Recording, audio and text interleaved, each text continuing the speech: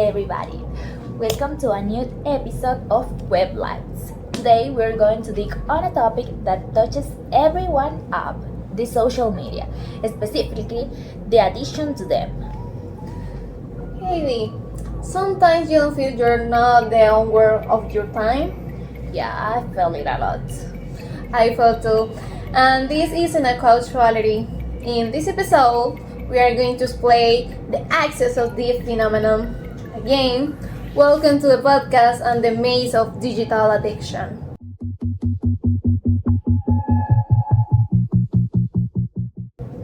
First, it's important that we know how this addiction comes up. What are the punctual factors for this addiction? To understand, we should see inside ourselves. There are studies that explain that the central motive of this addiction is a dopamine. That is a neurotransmitter that activates the reward system every time they get a like or a notification from the different apps, no? The social media apps are designed to offer unpredictable rewards. That is what keeps us hooked waiting for the next stimulus because we don't know when it's coming. Yes, that is true.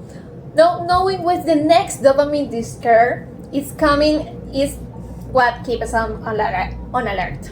Also, there are not other factors like the flow state, and that is a total immersion where we lose track of time. We all know that social media is fed by personalized algorithms that filter content so that way the experience trap us and make us forget not only the track of time but also the worries, the tiredness, and everything outside the apps, being left on an infinite cycle of scrolling.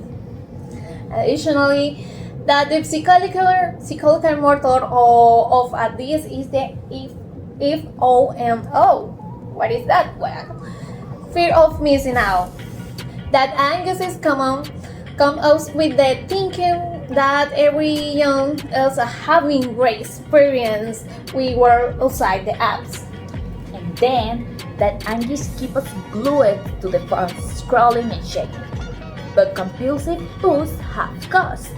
The OMS already is classifying this behavior as a conductual addiction, characterized by an irresistible need to participate repeatedly in an activity, despite the negative consequences. The Minister of the Information and Communication Technologies here in Colombia, Mauricio Liscano, recently wrote that early exposure to social media can have serious consequences for mental health, including increasing anxiety, depression, health, and self-esteem problems. Studies also say that constant checking reduces our concentration capacity on big chores and that our brain gets used to quick rewards. That is true. Besides, this can affect academic and work performance, sleep for hours, and even memory and cognitive offenses. And we don't notice until it's too late. Yes, and Maria, please let's not forget that this addiction is directly linked to serious cases of anxiety, depression, and low self-esteem. Like you said, since unconsciously it makes us feel pressure and the comparison with others is constant.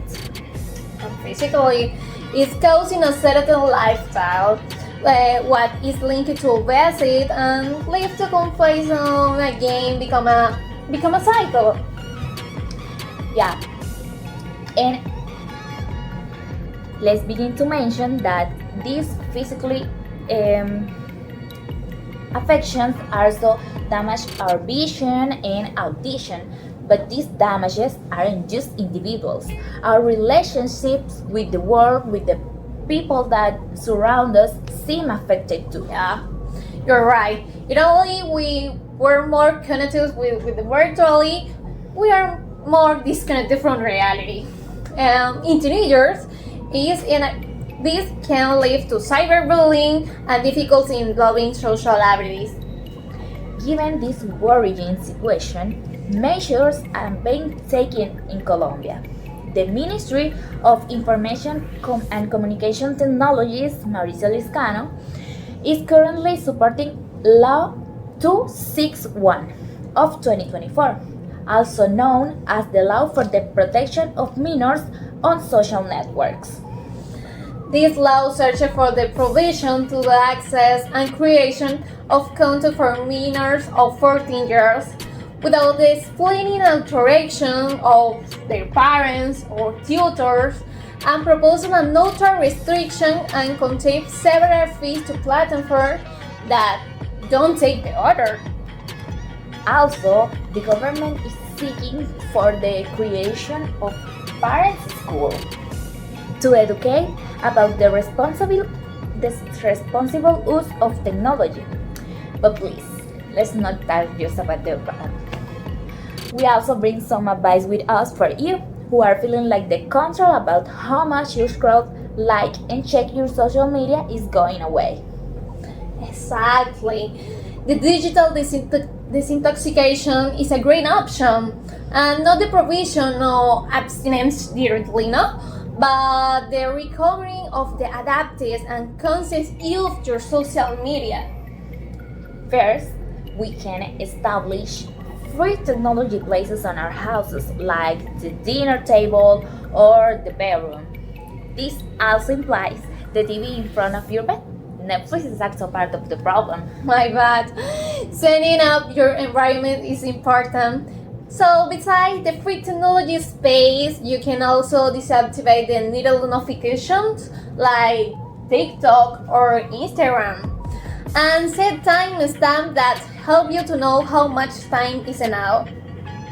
If you feel like you're not capable of yourself, you can use apps that send you advice in real time about your scroll time and block you when it's enough. There are even apps with friends where they are the ones who give you the timing in your apps. When you overcome your screen time, you ask them, and only if you give them a good reason is that they come up with the time on your apps. That's a good idea. And following this line of thinking, you can also make plans outside doors with your friends. And that help you go out of the digital environment and general natural dopamine. Wow, Maria, I feel like I've learned a lot. How do you feel? Yeah. I thinking, I'm going to put ideas in practice.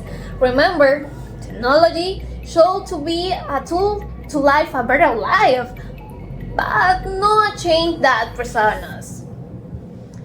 As the experts say, using social media consciously can make the difference between harnessing it as a useful tool and falling into addictive patterns. Thank you for listening to Web Lives. See you in the next episode. Bye.